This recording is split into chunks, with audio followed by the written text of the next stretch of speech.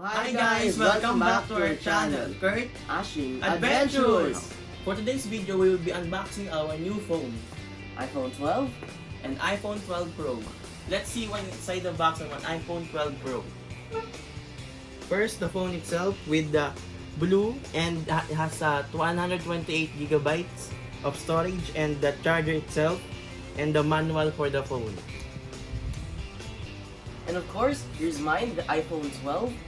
And here's what's inside the box. The black iPhone 12 with 128 gigabytes, the charger, and the manual.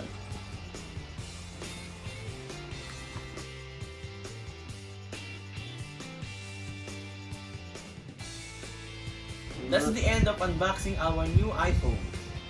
We will definitely enjoy using our new phones. Thank you for watching Kurt Ashing Adventures, where adventure never ends. Please like and share. and subscribe to our channel. See you next time.